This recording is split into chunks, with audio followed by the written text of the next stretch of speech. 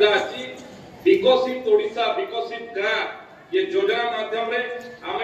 ग्रामांचल साधारण लोकंकर समाज शेष मुंडे व्यक्ति मान सर्वनिम्न सुविधा जोगे देवाई सबु प्रकार काम कर विशेष भाव में गोटे गाइडलाइन धन्यवाद देवाई चाहे झारसुगुड़ा जिला तरफ माननीय मुख्यमंत्री श्रीयुक्त मोहन चरण माझी को जे सरकार को लोकों पाखक पहुंचाई पार्टी विगत दिन में सरकार को लोके खोजुले भेटी पाऊनते आज सरकार लोकों पाखे पहुंची आप देखिए गत किछि दिन है मंत्री माने निज निज विभिन्न गाँ को जाई लोकंकर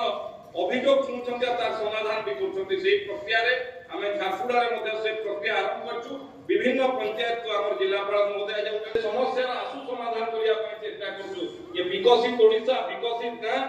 सब जो उद्देश्य रे भारतीय जनता पार्टी को आपण माने आशीर्वाद देइले जोथि पय आज ये सरकार ओडिशा रे आछि जे समाज रो शेष वर्ग रे थिबा साधारण लोकंकर सर्वनिम्न ये सब सुविधा करा जाय परिबो मु ये पंचायती राज व्यवस्था को मध्य आहुरी सुदृढ़ करिबो तेणु दल मत निर्विशेष रे समस्त निर्वाचित प्रतिनिधि मान समस्त जो माने ग्रामांचल दल स्तर रे काम करछंती से भिएडब्ल्यू को आरंभ कर भिएडब्ल्यू को आरंभ कर ईओ को आरंभ कर जीपीओ पर्यंत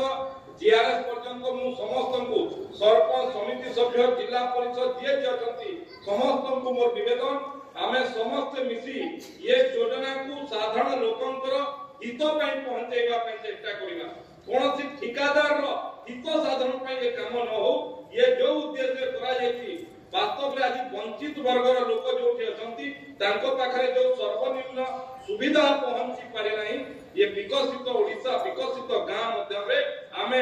प्रत्येक गाँ को विकसित करबा प्रत्येक लोक को विकसित करबा गाँ विकसित रे तांकर जीवन धारा मध्ये परिवर्तन आसीबो तांकर जीवन शैली रे मध्ये परिवर्तन हेबो ये सरकार ये कार्यक्रम मुख्य उद्देश्य मु समस्त को बहुत बहुत धन्यवाद जनाउछी आज ये सभा